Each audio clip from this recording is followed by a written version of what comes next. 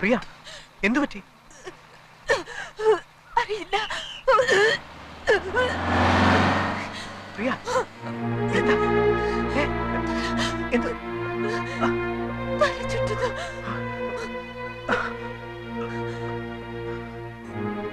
Hello, இங்க அடுத்து hospital இருக்கா? தெரியாதப்பா. பிரியா,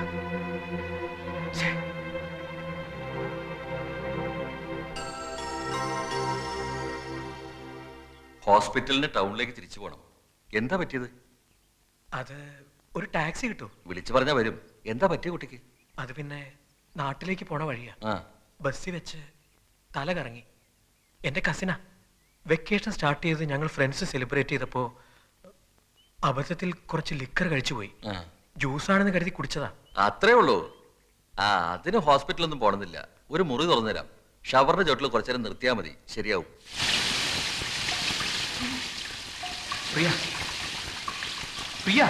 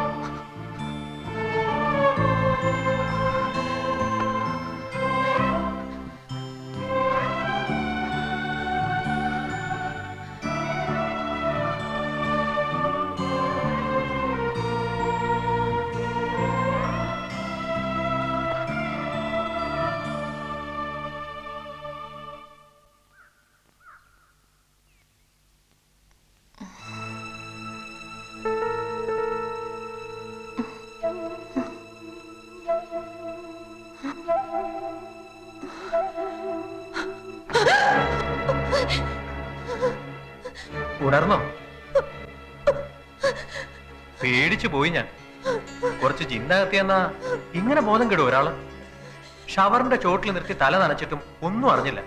സാരമില്ല, വേഗം ഡ്രസ് ചേഞ്ച് ചെയ്തിട്ട് വാ, പോവാൻ നമുക്ക്.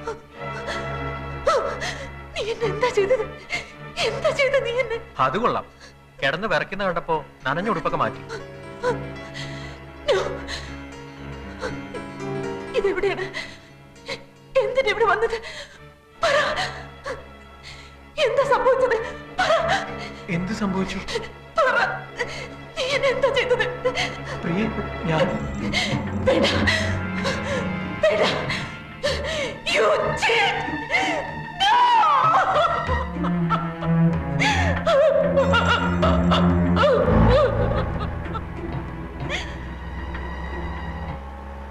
അങ്ങനെയൊന്നും സംഭവിച്ചിട്ടില്ലെന്ന് പിന്നീട് പ്രിയയെ വിശ്വസിപ്പിക്കാൻ നിങ്ങൾക്ക് കഴിഞ്ഞില്ലേ?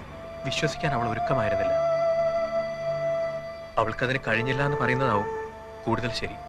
എന്ന് വെച്ചാൽ അന്നേ അവരൊരു മനോരോഗിയായി. അതെ, എന്നോട് തീരാത്ത പകയെ ഞാൻ മദ്രാസിലേക്ക് പഠിക്കാൻ പോയത് തന്നെ അവളെ കണ്ടുമുട്ടാവുന്ന സന്ദർഭങ്ങൾ ഒഴിവാക്കാനായിരുന്നു. അമ്മയ്ക്കും വല്യമ്മയ്ക്കും മറ്റെല്ലാവർക്കും സത്യം അറിയാവുന്നത് കൊണ്ടാണ് മിസ്റ്റർ സാഗറുമായിട്ടുള്ള കല്യാണം അവർ തീരുമാനിച്ചത്. ഒരു കല്യാണത്തോടെ അവളുടെ മനസ്സ് നേരെയായിക്കോളും എന്നവർ കരുതി. പക്ഷേ അവൾ മദ്രാസിൽ എന്നെ തേടി വന്നു. എന്നെ വകവരുത്തുകയായിരുന്നു ഉദ്ദേശം. അവിടെ 6 മാസത്തോളം ഒരു മെന്റൽ അസൈലത്തിലായിരുന്നു. പിന്നീട് തറവാട്ടിലേക്ക് പോകാൻ അവൾ കൂട്ടാക്കിയില്ല.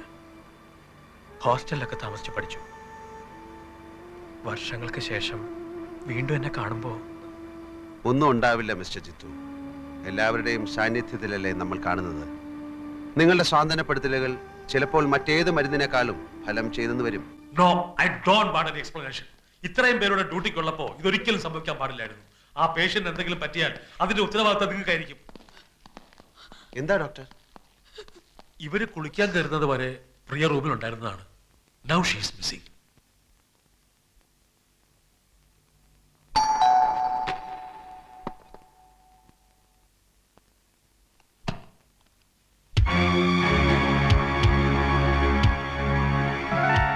മിസ്റ്റർ ജിതേഷ് ഇല്ലേ? ഇല്ല. ആരാ? ബിടെക്കിന് ഒരുമിച്ച് പഠിച്ചതാ ഞങ്ങള്. ഒരു വീടിന്റെ പ്ലാൻ സബ്മിറ്റ് ചെയ്തതിൽ കുറച്ച് കറക്ഷൻസ് ഉണ്ടായിരുന്നു. ഓഫീസിൽ ചെന്നപ്പോ ആണ് ലീവാണെന്ന് പറഞ്ഞു. എവിടെ പോയതാ? ആരെയോ കാണാനുണ്ടെന്ന് പറഞ്ഞു പോയതാ. എനിക്ക് ഹാഫ് ഡേ ലീവേ ഉള്ളൂ. ഉച്ചയ്ക്ക് മുമ്പ് വരില്ലേ? ഒന്നും പറഞ്ഞില്ല. ഭാര്യയല്ലേ? അതെ. ഞാനിപ്പോ എന്ത് ചെയ്യും? ഇവിടെ വെയിറ്റ് ചെയ്യട്ടെ.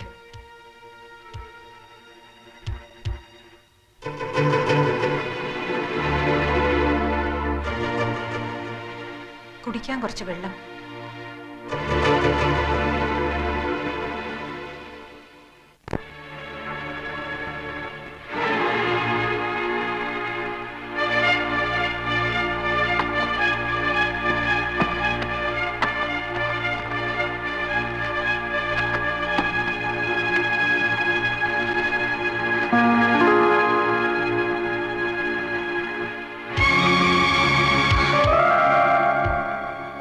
വെള്ളം ഞാനിപ്പോ കൊണ്ടുവരാം.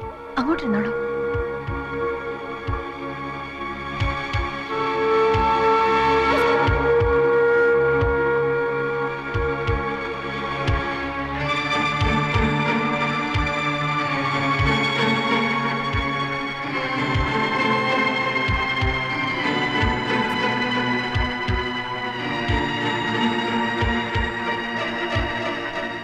വെള്ളം. നിങ്ങളുടെ കല്യാണം കഴിഞ്ഞിട്ട് എത്ര നാളായി? 2 വർഷമായി. എന്താ പേര്? പേര് ശോഭ.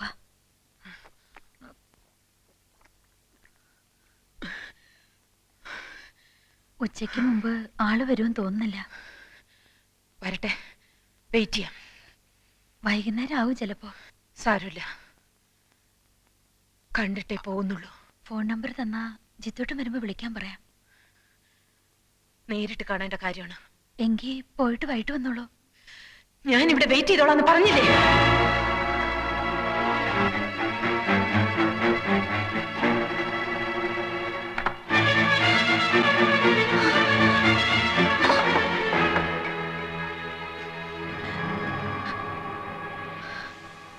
ഹലോ, പ്രകാശനല്ലേ?